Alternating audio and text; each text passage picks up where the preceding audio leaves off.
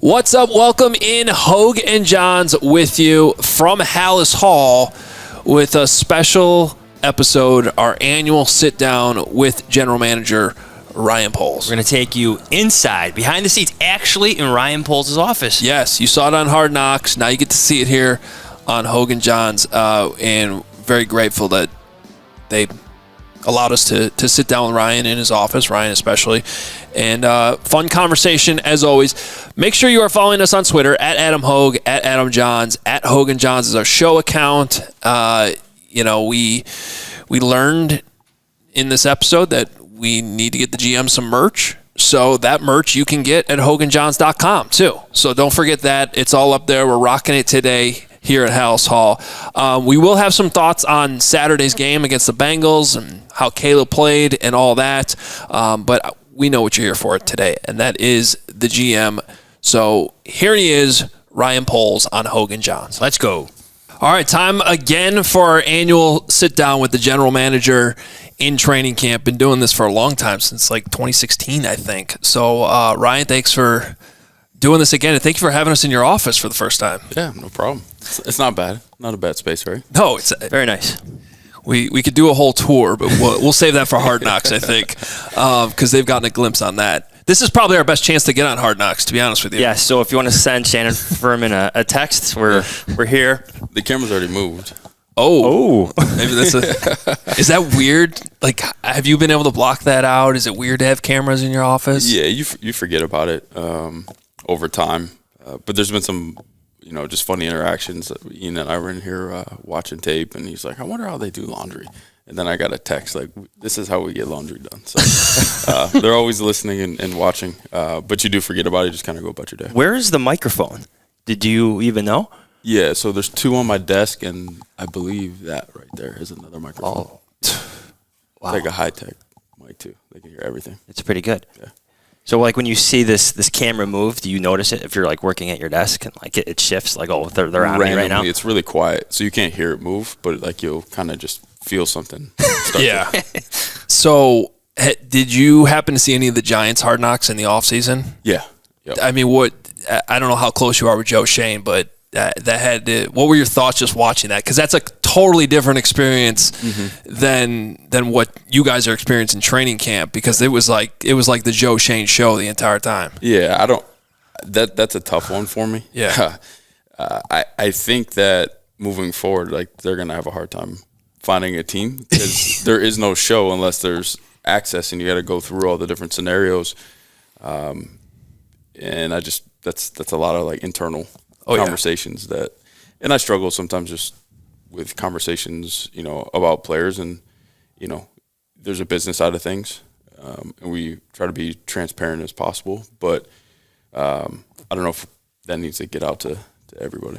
Is this the week we get the Ryan Poles package with the return to Kansas City? Do you get the starring role in this week's episode? I hope not. Well, maybe keep the cameras then on your quarterback, who's obviously exciting the fan base quite a bit with these preseason performances. One thing we have talked about, and I'm curious if you guys are seeing it the same way, and actually there was a tiny glimpse in Hard Knocks last week where you and Ian were sitting here saying, like, oh, he looks like he's taking it to a different level. We have felt like we've seen kind of steady incremental improvement since the start of camp. Is that how you guys are viewing it internally? Yes. From where he started to where he is now, we talk about the journey isn't always linear, but he has taken a pretty linear developmental path thus far. So what you love is he takes feedback, he wants feedback, he learns from every moment in practice, in games, and just continues to get better and better, and he's up for the challenge, which is really cool to see. And you go through your scouting process and you learn about these guys, but you need to see it play out in real life. You're just projecting at that point. And he's done such a good job really exceeding those expectations in terms of his passion for the game, all ball, great leader, really good teammate, and just hungry to be the absolute best that he can be. So he's really impressed me with his approach so far. To go back in time a little bit, when was the exact moment whether it's when you're scouting him or at some point in the offseason where you knew, like before the draft, like we're going to draft Caleb Williams? Like, do you remember that moment, like when everything becomes clear, like he is our future? I don't know if there's an exact moment. I think it just got to the point where we were running out of people to talk to, that like no one was giving us a different perspective on him, saying like it wasn't going against the flow. Everything just kept funneling to positive feedback about him, and even through adverse times, like in taking ownership for things that didn't go well. But everything just kept checking. Every box was getting checked, and it's like, all right, at some point we're starting to do too much. Like we're just asking too many people. So we got to the point where it was very consistent, and that's what you look for when you're doing your scouting reports, is just consistency. But you keep poking different sources to see is someone going to go against the grain and kind of open a door that you didn't expect, and it never came. You've evaluated so many prospects. Everyone's different with the background and the reputations that sometimes they have to overcome. Do you remember a prospect that seemed to have so much of this outside noise, but yet when you went in and dig in on who he actually was, because we've had some of your players even tell us, like, yeah, I was buying some of the stuff that was on social media, and then the second we got in and had that dinner and got to know him, it was like I think Cole Kmet said to us, like, yeah, I kind of felt dumb that I even bought into some of that stuff because it was the complete opposite once you got to know him. Do you remember a prospect like that? Because it seems like it was a very unique situation. Yeah, I really don't. I don't at all. And for our scouting department, it's a really good lesson to learn from. You got to do your own homework. You got to ask the right people.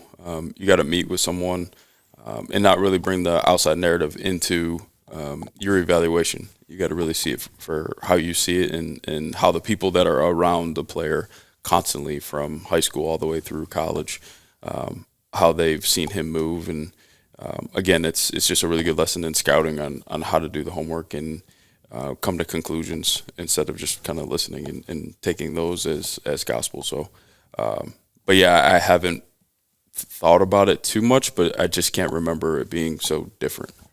43 snaps in the preseason, counting some of the plays with penalty. He flashed early in Buffalo, flashed late at Soldier Field, had the joint practice here with the Bengals. So if this is it for Caleb Williams in the preseason, what did you like? What stood out the most by the end of it? I think really when you got to game day, you're always looking for when the lights turn on in the stadium. It's just a very different atmosphere than that practice. So what are you going to get?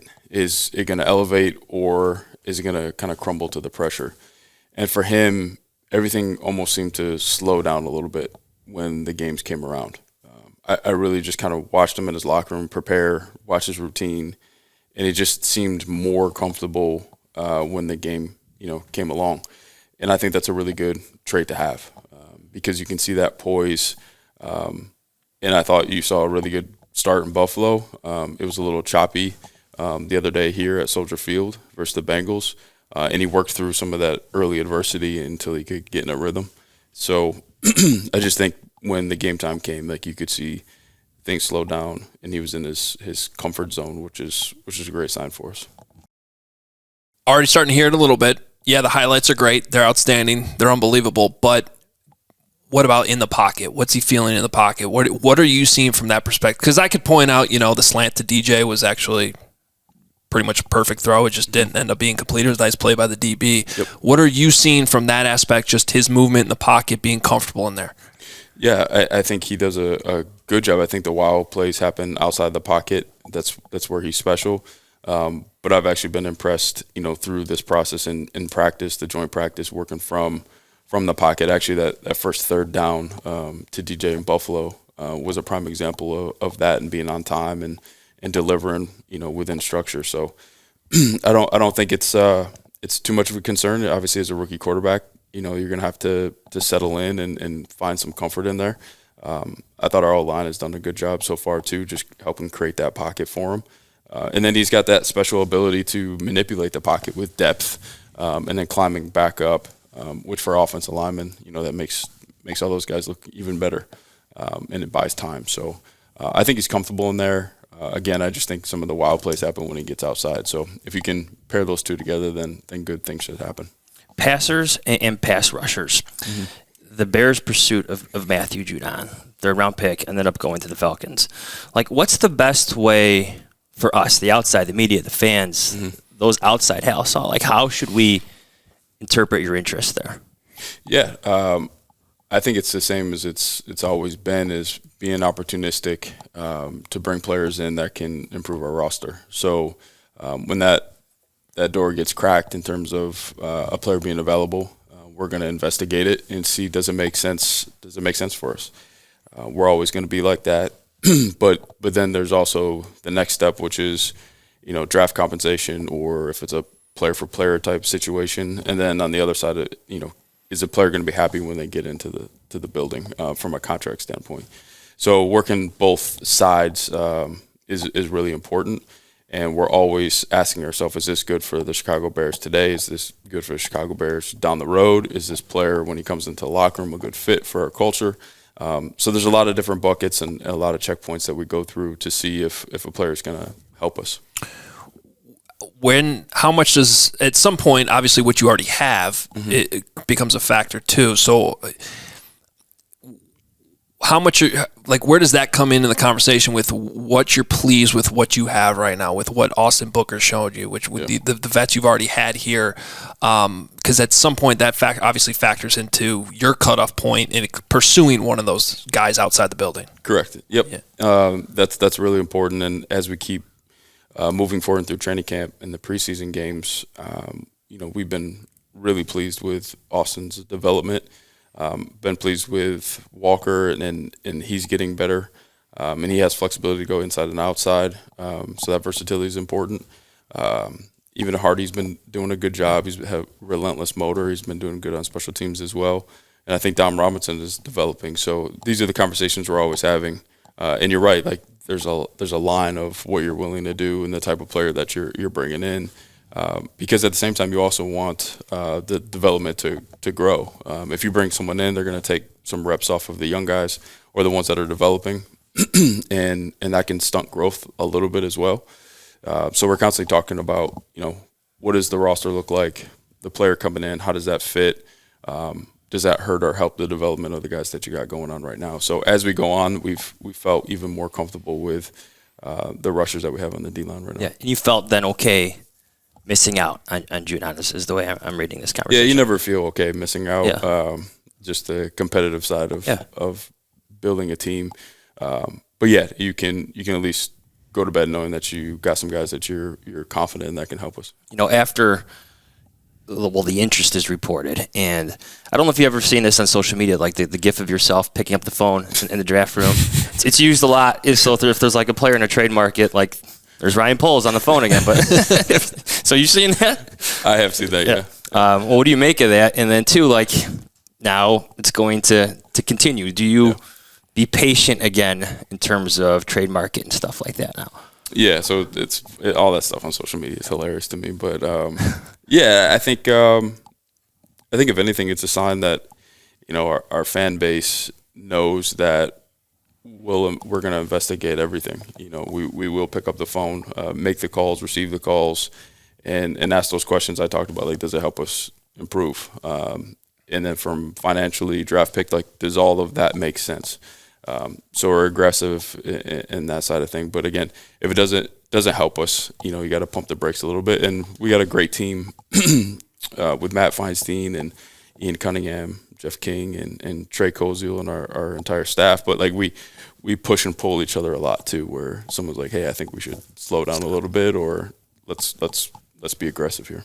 Always love talking O-line with you. You're an O-line guy. Let's start with the news, which is that you guys activated Karan Amagaji off of NFI. I'm sure you're excited about getting him out there finally. What's realistic for his development, where he came from in the Ivy League to, missing this much of camp? Like, what's realistic right now for what he can give you guys this season? Yeah, I think it's a longer journey for him. A very unique one. We needed to take our time to make sure when he did come back that he was going to be, functional and feeling good and not having setbacks.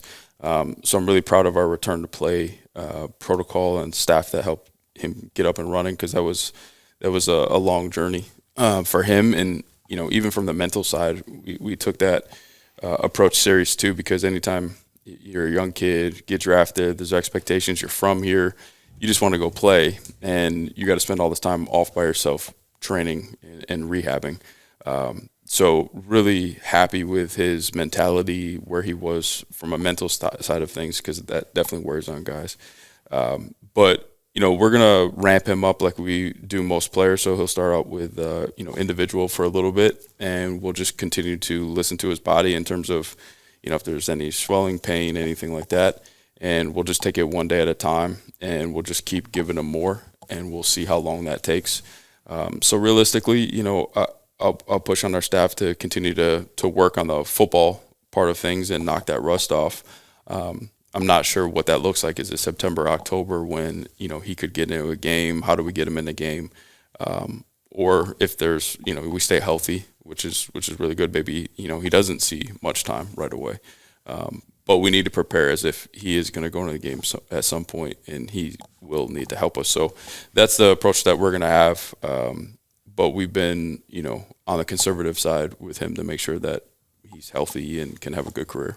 Another young player I definitely want to talk about is Darnell, Wright. It seemed to me, I don't know, maybe early on he was struggling with Montez Sweat. I don't know if you guys saw the same, but the past few weeks in the preseason, he's been good. Yep. How would you sum up his camp, especially having to go up against Sweat so often? Yeah, that's a beautiful thing about our roster right now with the talent that we have.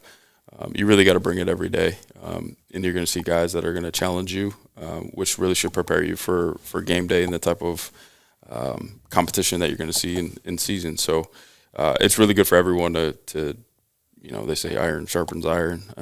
So that's really happening, which is good. For him, there's same for any player. There's times early in camp where you got to knock the rust off and kind of get in the zone. To get focused in, you got to get in game shape, and I think he's done a really nice job with that. And just as a young player, there's going to be steps to continue to enhance his focus, his endurance, his finish, and really start to hone in on like the little details of playing offensive line. That's how you start to elevate your game as you go along. So happy with Darnell, and we're going to keep pushing him to be the best that he can be. How about Nate Davis? Matt Eberflus was pretty clear in this press conference that guys can lose their jobs to injury if they're not out there enough. He seemed to respond and get out there, and seemed to have a pretty good week last week. Where are things with Nate Davis right now?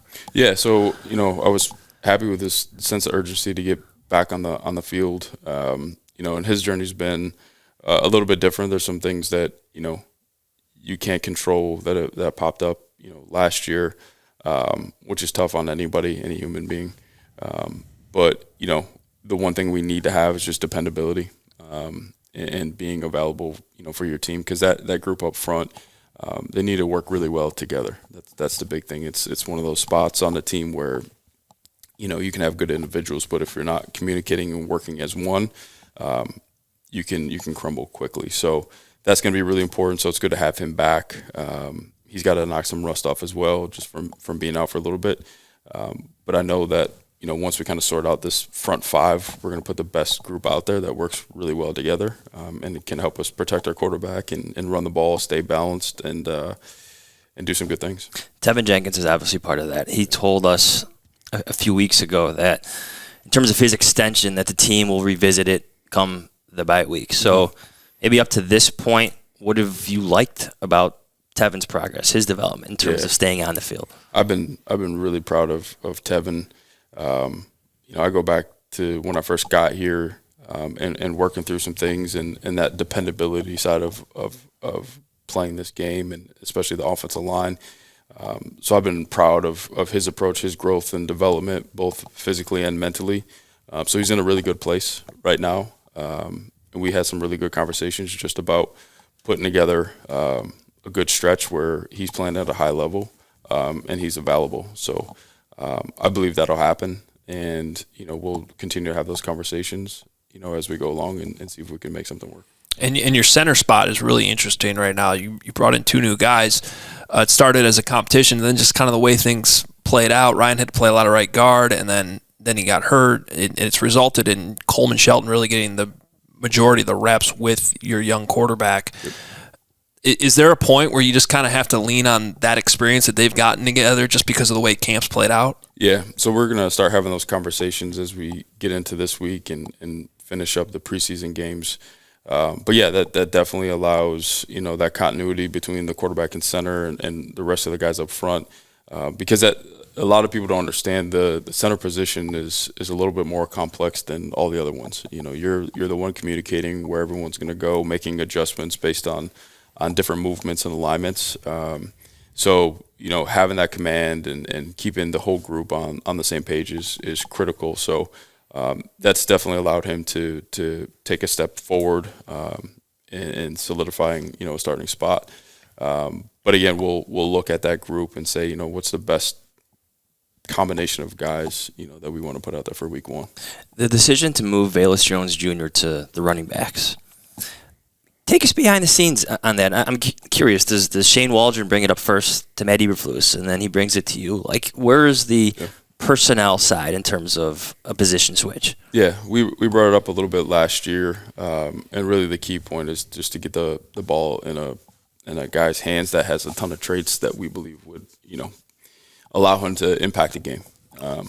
So you saw it a little bit last year, and it was a conversation when Shane came in. Of something we wanted to try, so we've leaned into that, and he's developing. It takes a little bit of time, just the vision and the feel part of it. But what I do love is the acceleration, the burst. You can see that. So we'll see how far we go, in the next week or so, and see where does he fit on the roster. And I think the important thing is the versatility, regardless, is going to help us, in the numbers game as well. I want you to know I read Wisdom of the Bullfrog. Yeah, what'd you think? Yeah, I loved it. Yeah. To be honest, I was actually unaware of the book until you brought it up.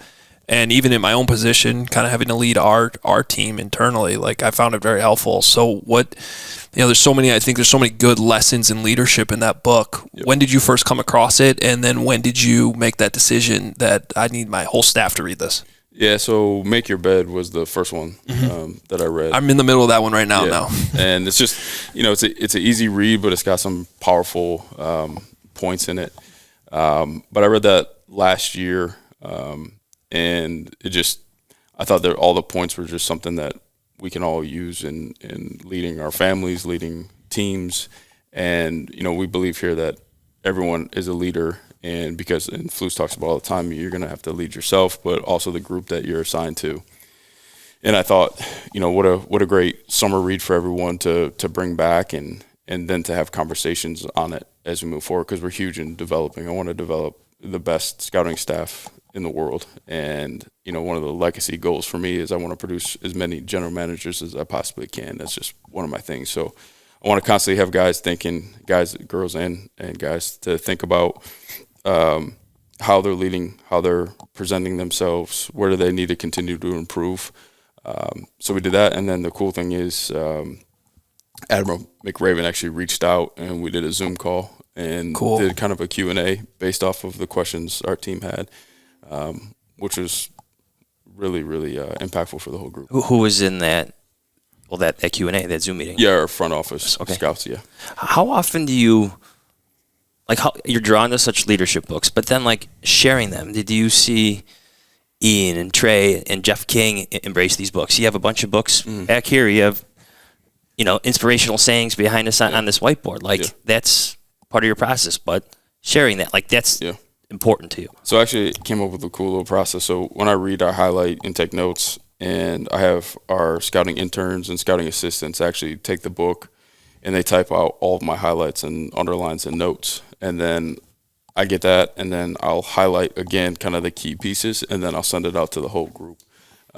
So that way, there's not a ton of time to read, but they can pretty much get a Cliff Notes version of what I read.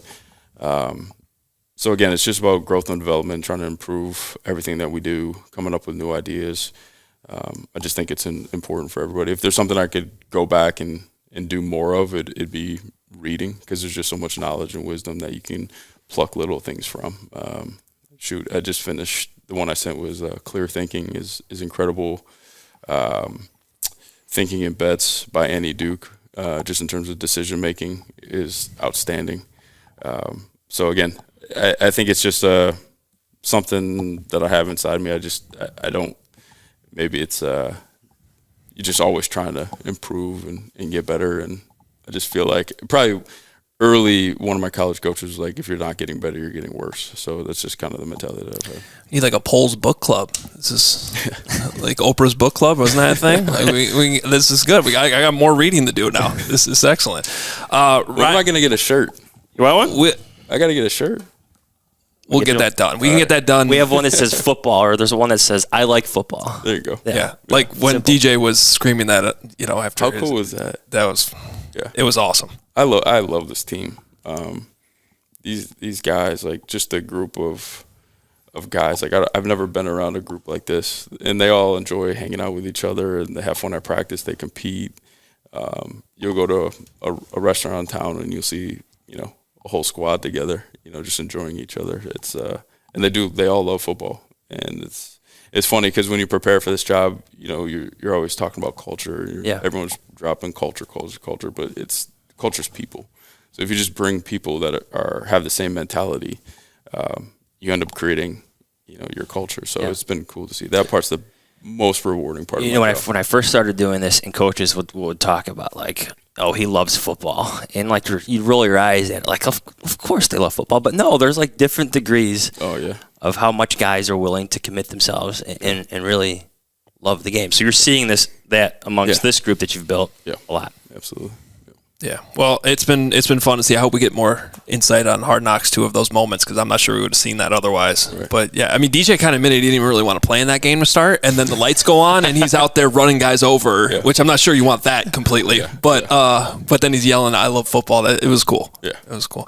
Ryan Poles, thank you so much for joining us again on Hoge Jahns. I know our listeners and viewers really appreciate it every year, so thank you. Absolutely. Thanks, Ryan. All right. Well, that was a fun conversation, and sort of unscripted there at the end, too, jumping in with how much he loves this team. I know we wanted to kind of talk about that because we've heard that before. A lot. There's this thing, like, even going back to covering baseball, like the spring training vibes, always positive, right? Like, it doesn't matter if you're the Yankees or you're the White Sox. Although this year might have been a little bit different. I'm not sure the vibes were good. But in all seriousness, like, there's always optimism. Everyone's excited in August. And they say these things about their team, and the chemistry is great, and then you get to the regular season, you find out that that's not actually the case. I have to say, though, this does really feel different. And it's not just coming from moments like that with Ryan, but you're hearing it from teammates, both in front of the microphones and off the microphones, too. Like, they really do seem to have some camaraderie that I don't think we've really seen here in a long time. I don't think we've seen it since maybe our first couple years on the beat. We're talking about the Lovie-Smith Bears, where they were just connected. They're still friends till this day. They still talk about how close they are. Their kids are friends. There's godparents. Well, you saw it at Hester's Hall of Fame induction. The people that were there, the teammates that were there, and that's all real. Like, those guys still vacation together. Their families are close, like you said. Yeah. So that's what it kind of reminds me of. And I don't know if we're getting carried away with this. Again, it is the middle of August, but it feels like that. It feels like it's built. We'll say it's building towards that with a young quarterback coming along the way too, which feels a lot different. Like, there's where the differences kind of break from the Lovie-Smith era. Yeah, but the truth is that matters a lot, and how the quarterback fits in the whole thing matters a lot, because some of those guys from the Lovie-Smith days will tell you that things changed when Jay Cutler was acquired, came in the room.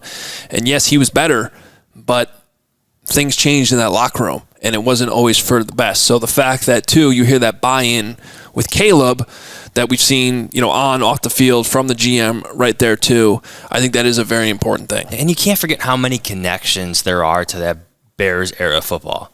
It's Ryan Poles being in training camp in Bourbonnais. It literally was part of that team. John Hoke was part of that staff. Rod Marinelli, the defensive coordinator for Lovie-Smith, is a mentor for Eric Washington and the head coach, Matt Eberflus. So the connections, they're strong. That type of culture that hits philosophy, grading loafs, coaching hard that way, where you get the buy-in and players believe in that. Some good players like being coached hard. Yeah.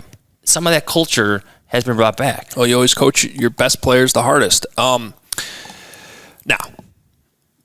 just so we're not getting carried away, you got to win, too. I mean, like, all of that stuff can kind of go away if you don't win football. Yeah, so that is the next piece of this whole thing, right? Get out there on the field and win some games. But that is one thing we've talked about with the schedule. Might be in the Bears' favor, and it gets harder in the second half. But in the first half, it's somewhat manageable, and that might, help build some of that wins, because then you can start to see with football teams at every level that starts to snowball in a very positive way. Caleb Williams has time to acclimate himself, to fail, learn from that failure, and I think that's good for him. He needs it. You saw it happen against the Bengals at Soldier Field. It's okay to fail. So in terms of your point on the schedule, some easy games early on. Again, look, no game's easy. It's the NFL, but they should be favored in a bunch of these games early on. Yeah, well, curious to hear what you guys think about the interview. I didn't know you read so much. I didn't know I read so much. I will say this. Where do you find the time? Well, so here, you want to know my secret? In all seriousness, ignore everybody. I bought the books, and I read about half the book and listened to half the book because, and I did say this on a previous podcast, I think, the Wisdom of the Bullfrog, I think Make Your Bed, I think both of them are on Spotify. If you have Spotify Premium, it gives you access to some audiobooks. And so I'd like listen to a chapter or two on my way to and from Hallis at the beginning of training camp. And then I'd get home and, like, before bed, read another one. And both of the books, to quote the great Harry Carey talking about a Barry Rosner book back in the day, very readable book. But in all seriousness, like, you can get through them pretty quickly. Well, that's important. Yeah. if it's not a readable book, but it's one of my favorite clips Can of all you even time. read it? It's very readable because he clearly hadn't read it. No, in this case, for those that aren't familiar, it's Admiral McRaven, who is like one of the biggest heroes this country has, like involved in the Bin Laden raid and everything. We're talking the highest level of military, Navy SEAL. So the stakes of his leadership, literally life and death. Mistakes that he makes can cause life or death situations, and did. And so you're hearing this perspective from the highest stakes of leadership, but he presents it in a way that translates very easy to whatever your job is, whatever, even if it's not a job, just being a leader in life. And so I could tell, we talked about this at the time. I'm not afraid to admit it. When I heard another GM bring up a book, I rolled my eyes because of the captain class with Mitch Trubisky back in the day. But once I read it, this one translated to me way better. I was like, this totally makes sense. I could see why this is helpful and why it resonated with the GM and why he wanted his whole staff to read it too. And if you're an executive, what it helps in terms of decision making, because you don't want to be waffling. You don't want to be indecisive in what you're trying to build in terms of your vision. But you're going to make mistakes, and it's not life or death. But the stakes in the NFL are still pretty magnified. They're still very public. It's win or be fired. Yeah, and so it still translates. And anyway, we'll have a new podcast series called Poles' Book Club coming soon. Maybe not. I don't know. I got to catch up. But yeah, I do. Maybe I'll save those books for the end of football season. I'll put the historical fiction that I love behind a little bit for now. Before we get out of here, thoughts on the game on the other day at Soldier Field, what Caleb Williams didn't do, what he did do. I think when it was all said and done, I think the Bears came back here to Hallis Hall feeling pretty good. Yeah, well, you saw, and to the point I just made a couple minutes ago, it's okay for him to struggle. It's okay for him to fail. That's allowed to happen. He's going to have the best quarterbacks have bad quarters. They have bad stretches. They miss passes. That's going to happen. Jordan Love had a bad half a season last year. Yeah. and then it all clicked. Absolutely. Yeah. So that's allowed to happen for quarterbacks in terms of their development, but you got to like how Matt Eberflus stuck with them, kept playing them, and then two, you saw it crack to use Matt Eberflus's words. You saw the stardom, the glimpses of stardom, plays that are just remarkable. Like your guy, Jason McKee, the head coach of Carmel football, former Bears fullback, too. Do you see the clip that he has on the sideline? Yeah. I think he had to delete it, but awesome if it's still out there. Everything on the internet lives forever. It was a great clip, but I noticed later last night that it was no longer up there. Was a sideline view of Caleb scrambling, making a defensive end look silly, and then firing the pass in the back of the end zone to Roma Dunze. Obviously, it was out of bounds, but the speed of it, the skill of it, the elusiveness. I mean, there was like an NFL guy. I don't even know what he's doing. Some guy in blue just going, wow. Yeah. It's different. It is different. Yeah. That is still up there on Twitter because I screen grabbed the guy and the look on his face because it was hilarious. And I guess to kind of bring this full circle back to the Lovey days, another thing I heard J-Mac say when I was leaving our post-game show and driving home the other night, he was talking about the bomb to Rome down the sideline, the 45-yarder, and he was like, yeah, it was like a teardrop, but I don't mean the pass. Literally a teardrop from my eyes. I love that. Good. But these guys really do care that much, and that's how excited they are, too, to see this type of talent at quarterback. You know who else had a good game? We have to give him some credit. Tyson Bagent. Yeah. You've been critical of him a little bit this camp. I was same way you were with Darnell Wright early in camp. I think some of that was fair, and now both of those guys have turned it on. Tyson, dare I say the Bears have quarterback depth? I don't know what to think about that. It kind of blows your mind. It's kind of strange to have that thought cross my mind, but he's been good. He's gotten better. Like his arm is stronger. That was a criticism of his play last year. He's putting the ball down the field often in training camp. You saw a lot of that in the preseason too. Yeah. Well, and I don't know if you noticed this from the press box, but there was some pre-snap communication going on there. They saw the coverage. He signaled to Dante, and Dante signaled back. And then he was looking that way. That ball was going in the air. He saw the single coverage. He's like, and it was perfectly accurate. It was a great play all around. Even if it came against backups or third stringers at that point, I don't know. Quarterback depth, everybody. The Chicago Bears just might have it. Yeah.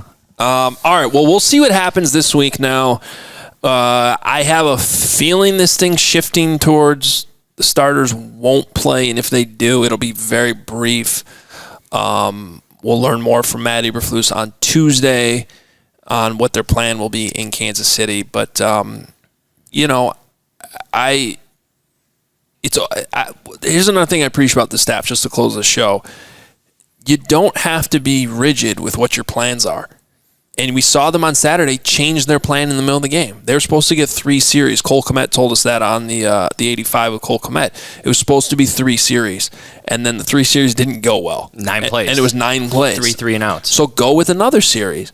And that might have been the difference between having to trot these guys back out there in Kansas City a few days later on a short week and then seeing those results of that last series being like, you know what, I think we're good. I think we accomplished what we needed to accomplish here in the preseason, and we don't need to go through all that now, and we can evaluate the depth of the roster in Kansas City. Well, I would say it's even time to maybe start game planning a little bit. Yeah. Maybe not Tuesday, Wednesday of this week. They did add that extra practice on Wednesday, so that's another sign that some starters might be sitting out. Yeah, it's kind of a tell to me. I think they might be doing one of those split practices where the guys playing in Kansas City will walk through and the rest of the guys will go through a practice. They start to prep. So, don't book your flights to Kansas City just yet, but could be time to start the game planning here sooner or later. At least 1 or 2 meetings or showing something of what's to come week 1. Yeah, absolutely. Well, thanks for listening, watching. Hope you guys all enjoyed hearing Ryan Poles talk. We definitely appreciate the access during training camp and, of course, being in his office as well.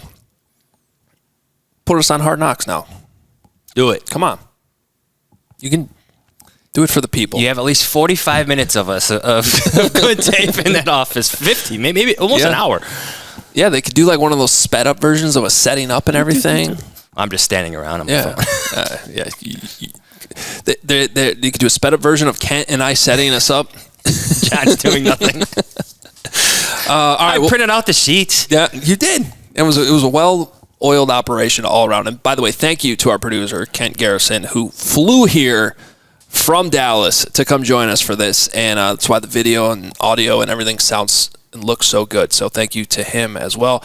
We are out of here. You can follow us on Twitter at Adam Hoge, at Adam Jahns, at Hogan Jahns, of course, and get some of that merch at HoganJahns.com. We'll be back later in the week with our second episode as we inch closer and closer to week 1 against the Titans. See ya.